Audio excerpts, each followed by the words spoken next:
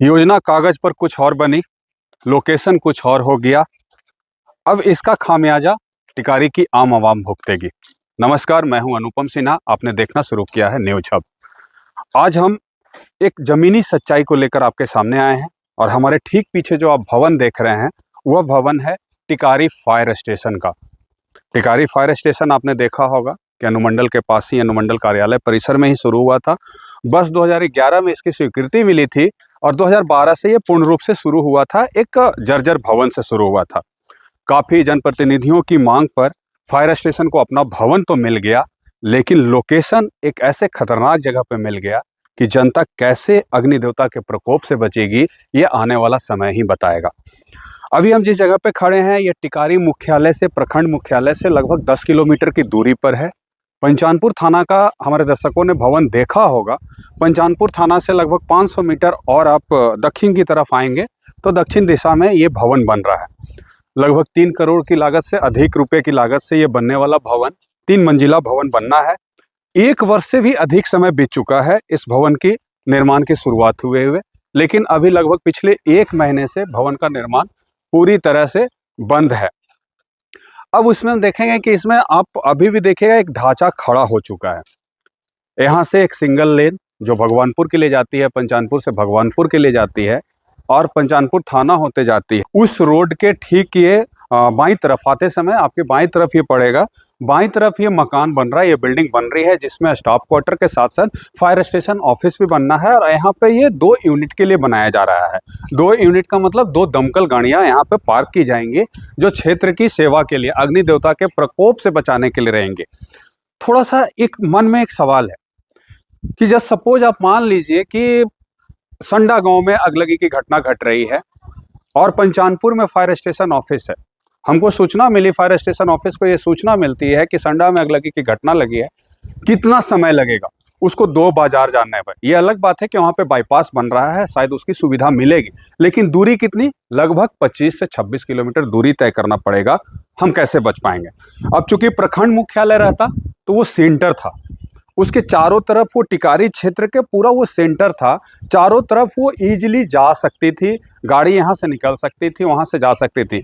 लेकिन ये इतना सारा जगह हमारे न जनप्रतिनिधियों को मिला, न प्रशासनिक अधिकारियों को। टिकारी क्षेत्र में नहीं मिला, प्रखंड मुख्यालय में नहीं मिला। टिकारी क्षेत्र में कहाँ मिला?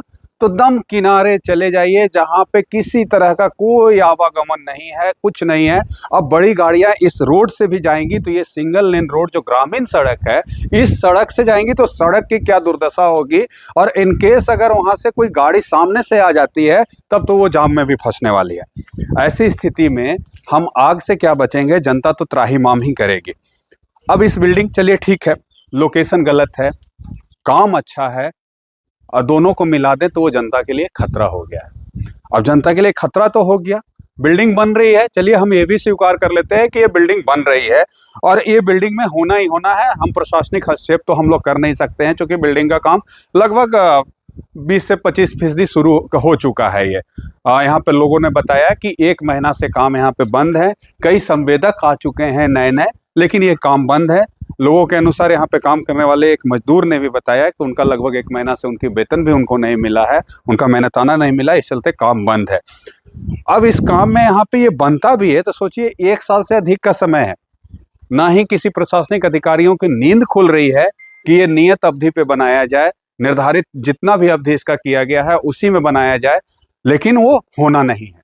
यहाँ पे लोगों ने ये भी बताया कि फायर स्टेशन ऑफिसर द्वारा लगातार यहाँ पे आके इसकी ये की जाती है, निगरानी की जाती है। प्रत्येक शुक्रवार को ये फायर स्टेशन के अधिकारी आते हैं और इसकी फ़ोटो लेते हैं और चले जाते हैं।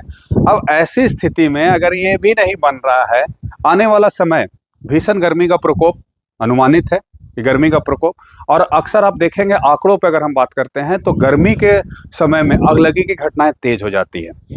वैसी स्थिति में फायर स्टेशन अभी भी उसी जर्जर भवन में चल रहा है। मतलब जर्जर भवन कौन से भवन में? प्रखंड मुख्यालय के पास जो भवन है, सुधा का जो ये डेयरी है उसके पास ही वो चल रहा है, उसी जर्जर भवन में चल रहा है।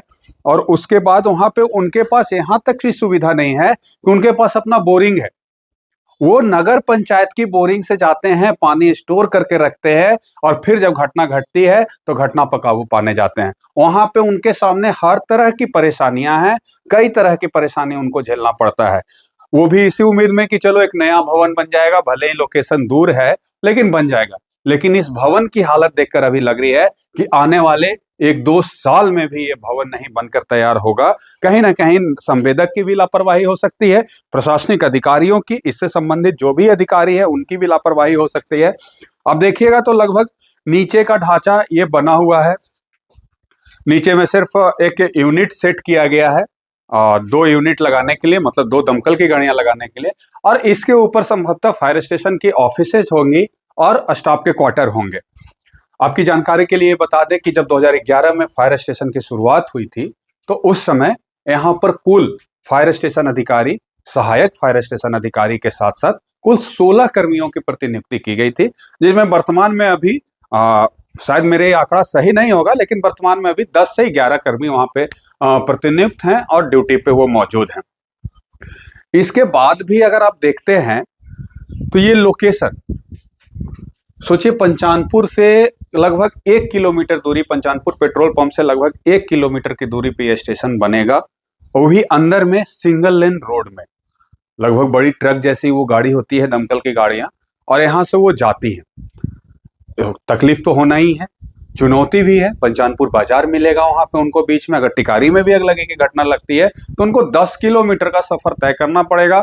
और क्षेत्र में अभी जो मुख्य सड़क पर जितनी ट्रैफिक की समस्या है वो आप और हम भली भांति परिचित हैं। तो ये तो कहीं ना कहीं एक दोष हुआ है, एक ये मतलब कहीं ना कहीं ये हुआ है कि मतलब इस तरह की चीजें इस लोकेशन पे लेके आना, ये लोकेशन बिल्कुल भी मेरे हिसाब से, क्या हम दर्शकों से भी राय पूछेंगे कि क्या ये लोकेशन सही है कि एक आकस्मिक सेवा, जो मतलब अनिवार्य सेवा है, इमरजेंसी सेवा की ऑफिसेस को इस तरह से मुख्यालय से दूर करके रखना, क्या इसकी स्थिति होगी? वो भी कहाँ पे, मुख्यालय से अगर दूर भी है तो ऑन रोड नहीं है, रोड से भी लगभग 1 किलोमीटर की दूरी पे जा रहे हैं। तो ये कहीं ना कहीं सरकार एक तरह से पानी के जैसा पैसा बहा दे रही है और उसका कुछ नतीजा नहीं निकलना है। उसका एक ही नतीजा निकलना है कि उनको आने वाले समय में जब यहाँ पे फायर स्टेशन शुरू हो जाएगा तो उनको आने वाले समय में कई तरह की कठिनाइयों का सामना करना पड़ेगा। अगर कहीं अग्नि देवता का प्रकोप होता है तो जनता का भी कोप भाजन का शिकार होना पड़ेगा। वो क्यों? क्योंकि आप समय से नहीं पहुंचिएगा। बिल्कुल भी ये दम बिल्कुल सही है कि टिकारी से आप उधर के क्षेत्र में चले जाए, उत्तर की दिशा में चले जाएं, टिकारी से पश्चिम की दिशा में चले जाए तो उधर की दिशा की दूरी की तय करने में, उधर के गांव में आग लगी की घटनाओं को काबू पाने में, यहाँ से गाड़ी निकलने में पता नहीं कितना समय लगेगा। ये आप भी जान सकते हैं, हम भी जान सकते हैं कि कितना समय लगेगा। तब तक अग्नि देवता अपने प्रकोप से सब कुछ स्वाहा कर चुके होंगे और जनता त्राहिमाम करेगी, प्रशासनिक अधिकारी आराम करेंगे। हम ऐसे ही कई मुद्दों को लेकर आपके सामने फिर आएंगे।